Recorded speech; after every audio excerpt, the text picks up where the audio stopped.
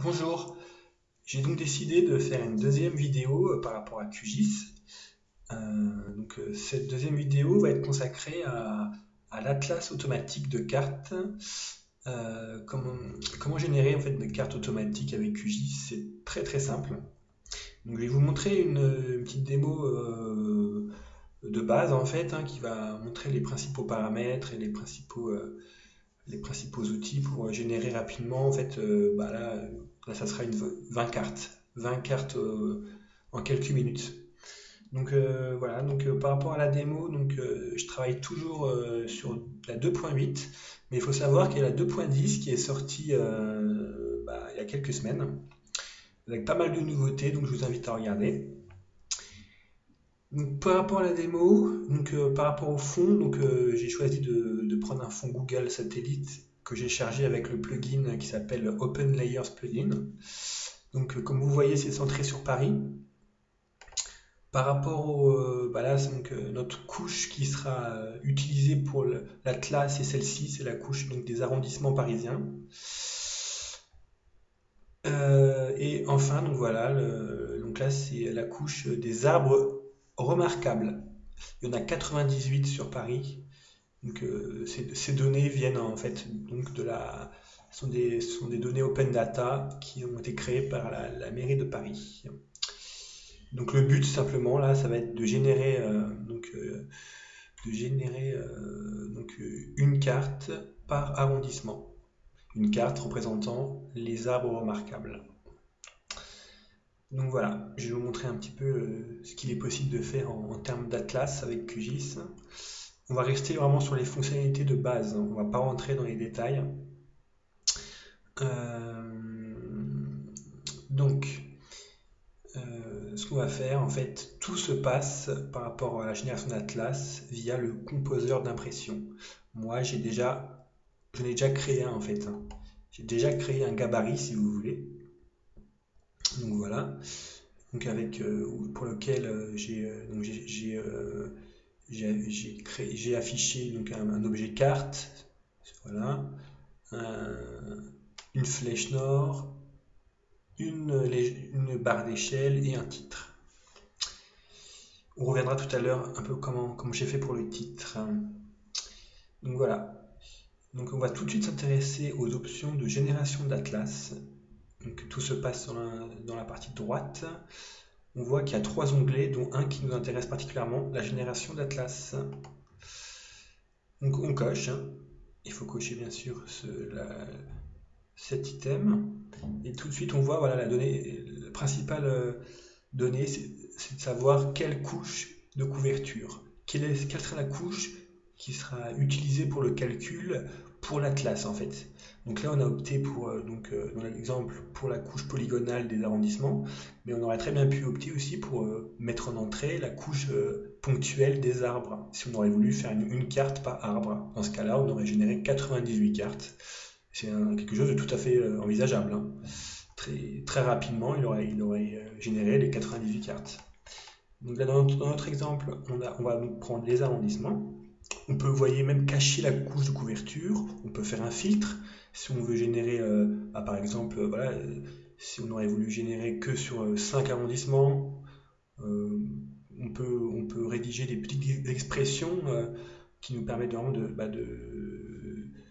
mettre en place vraiment ce que l'on souhaite. Alors voilà.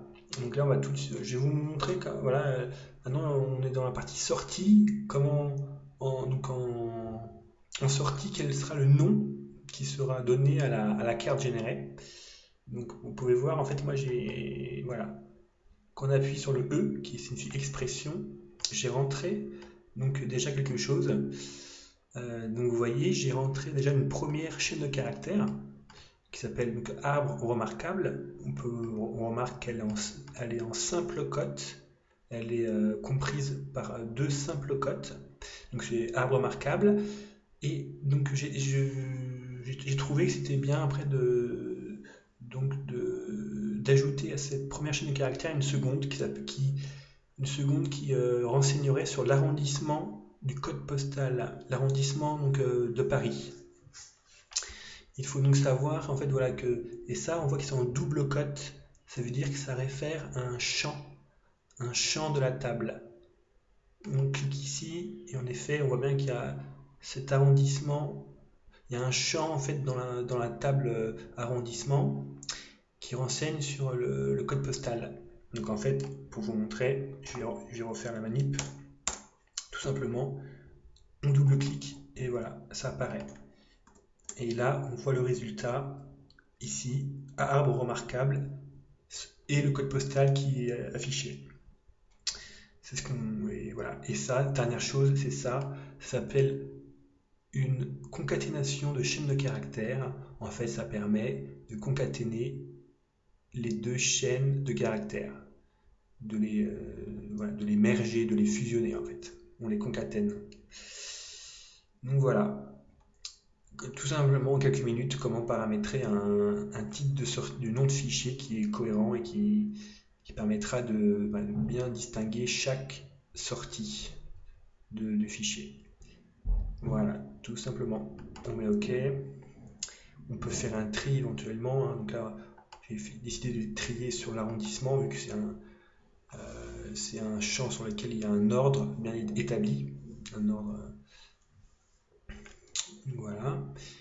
Maintenant, on va simplement. Il faut aller la petite flèche pour sélectionner l'objet carte.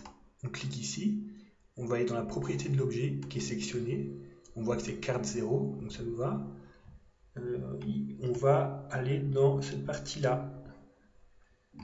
La partie paramètres contrôlés par l'Atlas.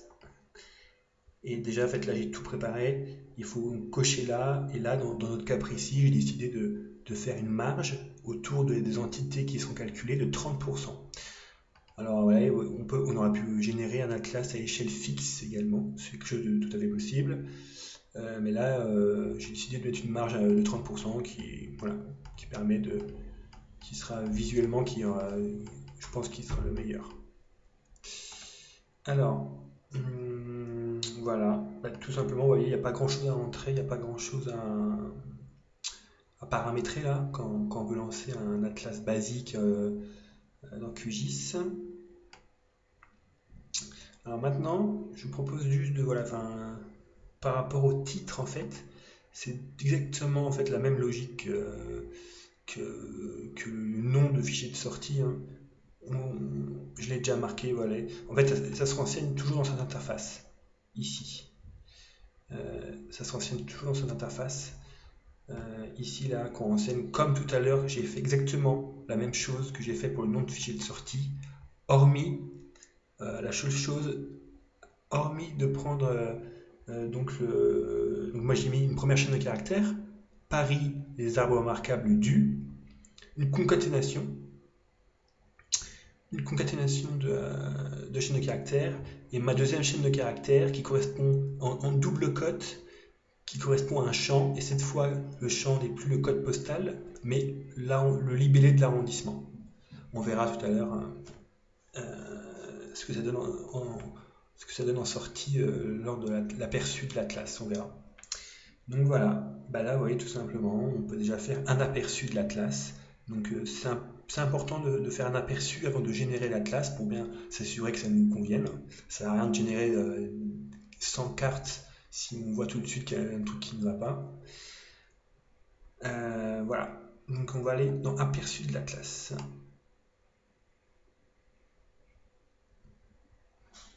Donc voilà, donc on voit qu'il a déjà, ce qu'il faut regarder, c'est regarder le nombre d'entités que l'atlas a détecté, 20, donc ça nous va, il a bien détecté nos 20 arrondissements. Voilà, donc on peut faire défiler ici, voilà, toutes nos couches apparaissent bien.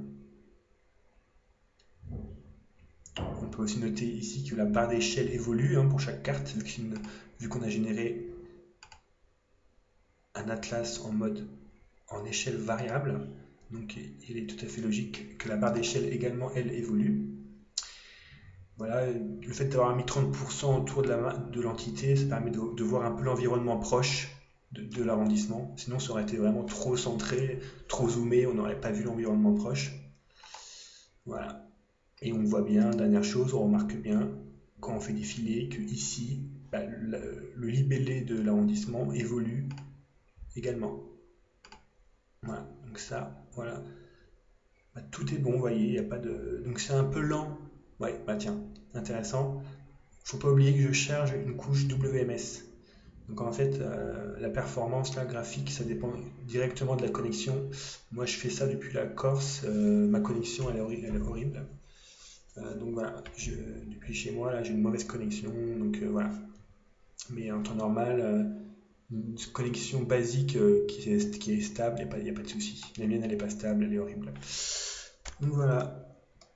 Donc ça n'a rien. Bah, je peux juste vous montrer peut-être éventuellement là.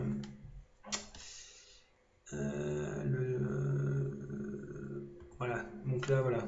Là, le WMS, comme je vous l'ai dit, ne s'affiche plus temporairement, mais ça c'est simplement dû à ma connexion. J'aurais bien aimé vous montrer peut-être le 14e, j'imagine. Je ne sais pas. Donc c'est où c'était plus concentré, où il y avait plus d'arbres en fait. Bon, c'est pas grave. Non, là, on a dû le passer. Tant pis. Voilà, bon, ça sera pas le bois de Vincennes, ce sera le bois de Boulogne. Voilà. Donc j'ai volontairement mis un symbole pour les arbres un peu gros, pour qu'on les voit bien. Bon, voilà.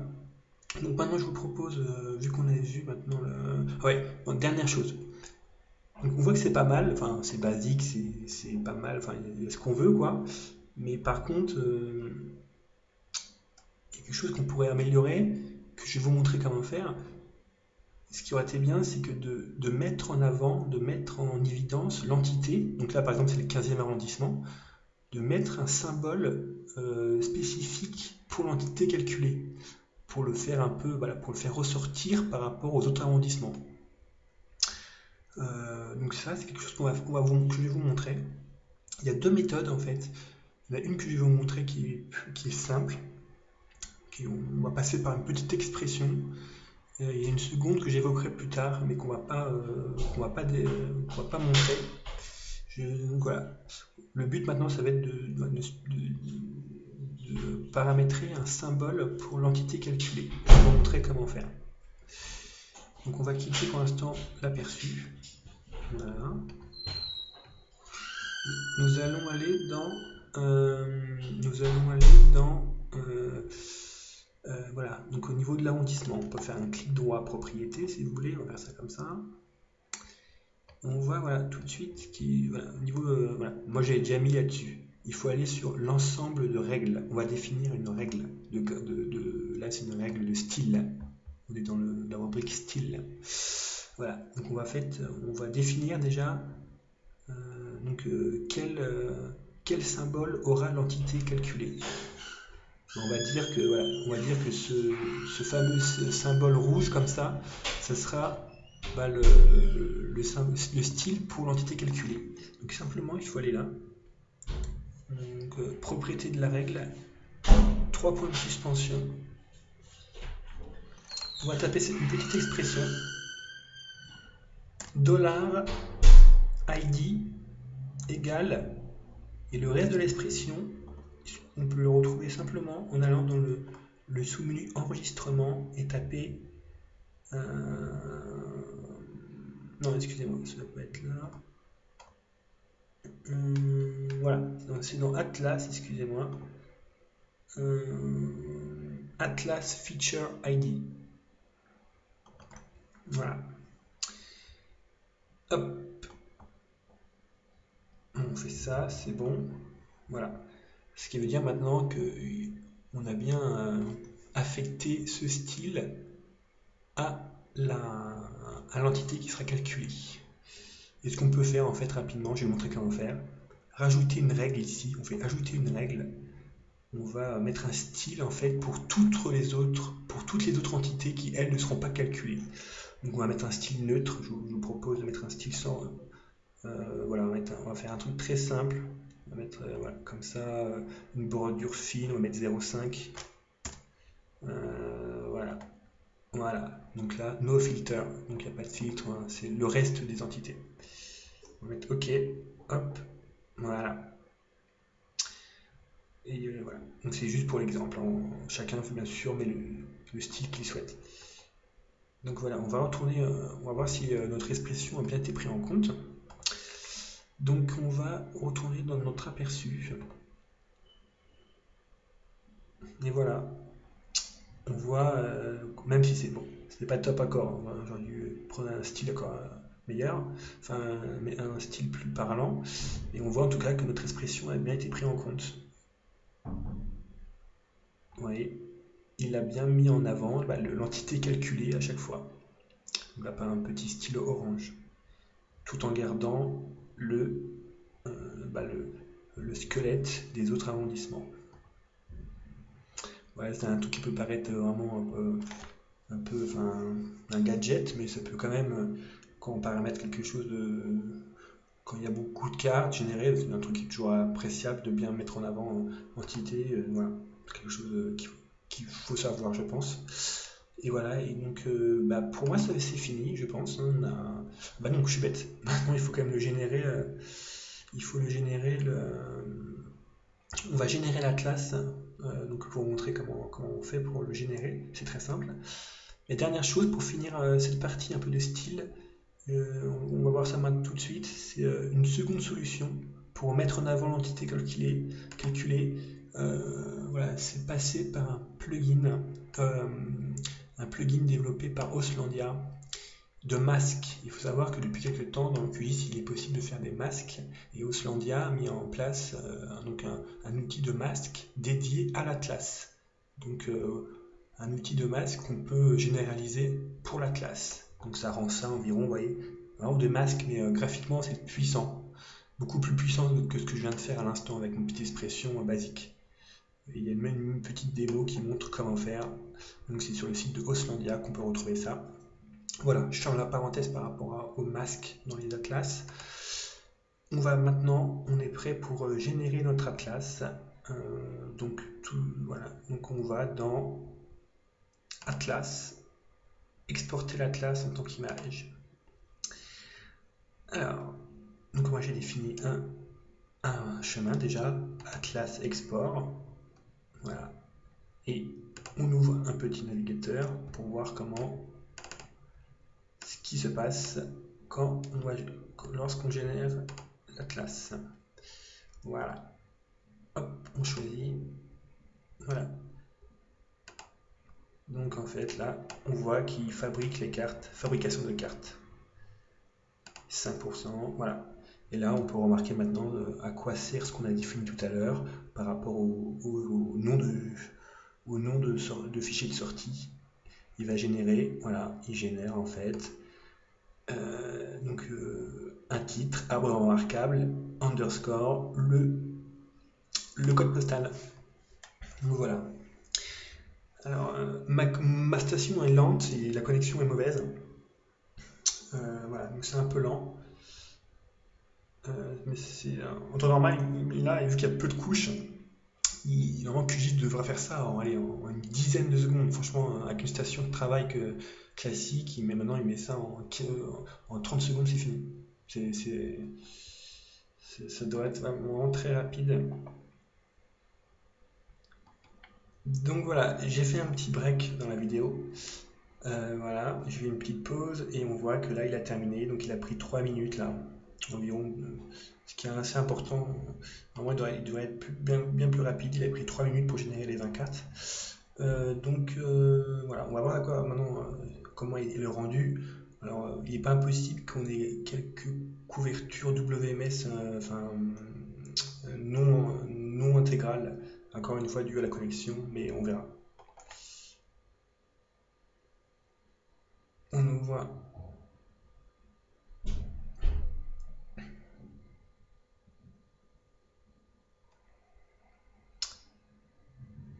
Voilà. Donc là, c'est au format JPEG qu'on les a générés. Bah voilà, couche de problème de connexion, voilà à quoi ça fait, voilà à quoi ça ressemble. Mais bon, là, encore une fois, c'est de votre côté, vous ne devriez pas avoir de problème. Là, je suis vraiment dans le coin, dans un mauvais secteur, voilà. Donc c'est correct, quoi, c'est basique, hein, on n'a pas de... C'est vraiment... on a fait des choses en super basique, un atlas basique. Donc il y a toujours possibilité de paramétrer par exemple des étiquettes, paramétrer l'emplacement des étiquettes, paramétrer des styles un peu plus complexes, des zooms, des niveaux de zoom différents.